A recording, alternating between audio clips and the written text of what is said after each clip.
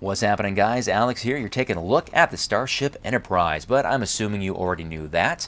This iconic ship really does not need any introduction. Now, first question here to answer is no, this is not a Lego set. This is from Mega Blocks, and for me to buy a Mega Bloks set, it would have to be something of epic proportion, which this is. I am a huge Star Trek fan. I grew up on Star Trek The Next Generation in the late 80s and 90s, and eventually did watch the original series, as cheesy as it was for someone of my generation to watch that. But when I saw this, I thought that looks good. They nailed it. It's a huge ship.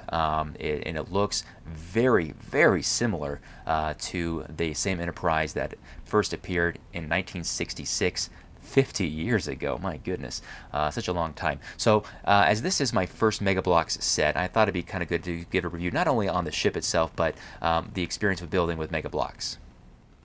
First thing I want to show about this model is how sturdy it is. It is very sturdy. The base does a good job of the balance. There's no way this thing is going to fall over. If I get a grip here at the on the hull and lift straight up, as you can see, it's all put together very nicely. And yeah, it's built in sections. In fact, let me show you how it comes apart. The warp engines come just right straight off. They just have a little slot right there that they go into the arms there, and these are pretty cool. I mean, they give them to your kids and they can pretend they're lasers or rockets or whatever.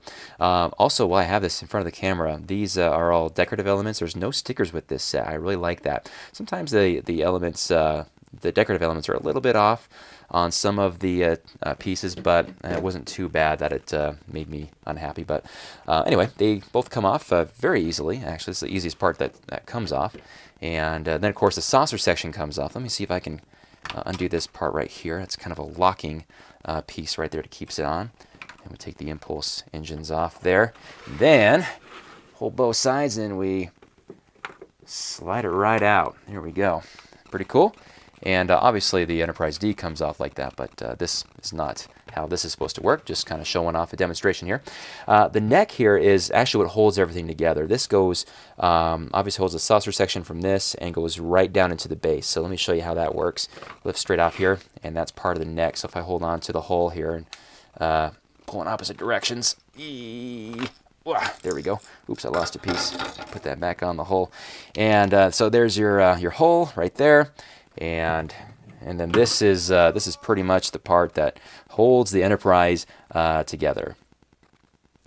Now, as I'm going to put this back together, I want to make mention of the bricks themselves that are Mega Bloks bricks. So here we have a bunch of tiles on the surface. Now, if I run my finger across these tiles, I can sense several discrepancies in some of them protrude a little bit more than others. It's not a completely smooth transition from tile to tile, whereas Lego, you wouldn't sense that at all. You'd feel the cracks, sure, but these parts, especially the elements that are printed, are not identical to their unprinted parts. So I don't know if that's gonna bug you too much, but you'll notice that when I slide it in here, sometimes it does catch because of that, and I have to kind of manhandle a little bit to get those in.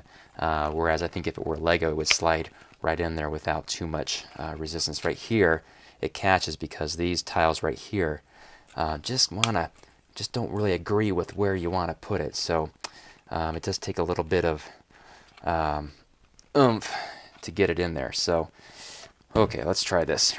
Yeah, come on, where you at there? There we go. Whew. Okay, but once it's there, it's great. No problem. Slide that in there, no problem there. And also noticed some of the plates on the saucer section don't really want to grab. So what I mean by that is, I don't know if you can see this or not, but on the saucer section, like this particular element right here, notice I push it down, but it wants to pop right back up. And there were problems like that throughout building the saucer section.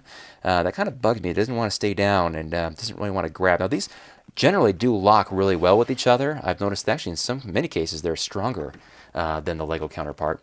But yeah, I didn't like how that doesn't stay down on that right there. But hey, that's okay. I can live with that because really, if this were a Lego set, it would cost significantly more than what it does, which is actually $250 USD is what I got this for. And if this were a Lego set, I'm assuming with that amount of pieces and how heavy this thing is, it would be probably closer to $400. Alright, I mentioned this thing is heavy, so let's find out just how heavy it is here. I got my scale. It's set for pounds and ounces right now. Let's go ahead and pick this thing up. Let's see what it weighs. Alright, so 9 pounds, 5 ounces. Pretty close to 10 pounds, you guys. That's pretty good. Let's go to kilograms. 4.2 kilograms. 4,210 grams. So quite large. I wasn't lying, guys. This thing is heavy. I never really weighed the other UCS models of Lego, mostly because it's hard to get them on just one base like the Star Destroyer. But I'm assuming they're probably relatively similar. But like I said, this thing is solid. Not a lot of air pockets in there. At the front of the warp engines are the bustard collectors. You push on these things, and they actually have a brick inside that lights up there for a few seconds and allows you to ooh and ah at the light that emits from them, and then they just eventually turn off by themselves. And of course, with this set, you do get a couple of minifigures, Captain Kirk and Mr. Spock, both sporting a phaser. Spock has his tricorder, and Kirk has his communicator. When I move this to my office, where it will ultimately rest in all of its glory, I am going to actually replace them with their Lego counterparts. And I think not dissing these guys. I just think, hey, if I have these guys, might as well just do that. I got these at a Lego convention, actually. I couldn't resist it. Like I said, I'm a Star Trek nerd, guys, so that's the way it's going to be. But anyway, so you get those guys, and of course, this fancy-looking plaque, and it's plastic, nothing metal about it, but it's the same plaque that's on the bridge of the Enterprise. Hard to miss, it's so large, but you'll notice that it says Starship Class, and those of you familiar with the Star Trek universe understand this ship as being Constitution Class, because there is an episode of Star Trek The Next Generation in Season 6 where James Doohan, who portrays Scotty in the original series, makes a guest appearance, and he's feeling a little homesick, and he's on the holodeck, and Captain Picard goes in there, and he finds him on the bridge of his Enterprise that he's recreated in the holodeck. And they share a glass of whiskey, and Picard looks around and he says, "Constitution Class." And Scotty says, "Aye." And while saying that, in the background, there is this plaque that says Starship Class. So which is it? Well, the answer is both. If you're watching the show in the 1960s, it's a Starship Class, and in the new universe, it's Constitution Class. So don't lose any sleep over it. That's just the way it is. Now, before I move this thing upstairs, I also want to mention, this being a large set, when I opened it up, I was a little disappointed to find out that they don't really number their bags. Actually, they don't number them at all like Lego does. So I think that would have helped out quite a bit if they had them divided into sections. Like the saucer section was all in a certain number of bags. That would have made the building experience a lot more pleasant. But hey, it's all right. I wasn't missing any pieces, which was good. I had everything I needed there. It just took some time. I'm going to post a time lapse of my build, and you're going to see what I mean. That it was everywhere. Thank goodness I had a lot of extra empty totes to use for the pieces in there. So, but yeah, it was still a lot of fun to build. Josh and I had a great time putting it together. Obviously, towards the end, it gets a lot faster as you use up the pieces. But great set. Let's go ahead and put this upstairs. All right, the Enterprise is on top of a bookshelf here. I have to speak very softly because my family is asleep upstairs. I don't want to wake them up. Never a good thing. But yeah, it's kind of high up there. Obviously, had to do that. It doesn't really fit anywhere else. These shelves below it, a little too small, unfortunately. But I know it doesn't really matter to me. It looks really good, I think, up there.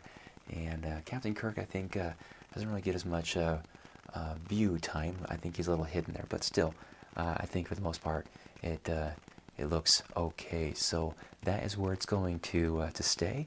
Good conversation starter, I think. I think people are going to look at that, and they're going to obviously think, oh, is that Lego? And I'll have to correct them and say, no, it's actually Mega Blocks, but it does look a lot like Lego, blah, blah, blah. You know how it goes. Anyway, so that is it. That's where it's going to start gathering dust like crazy. I'll check it and clean it occasionally, but that's where it is in my little office here, where I get to do all my, put the videos together. This is where all the magic happens. All right, thanks, guys, for checking it out, as always. We'll see you guys in the very near... Oh, you know what? Oh, in the corner here, I also picked up the D7 battle cruiser. So I'll put that together, and I'll put it nearby somewhere. So something I picked up there. All right. Okay, guys, that's it. Thanks so much for checking it out, and I will see you again in the very near future. Later.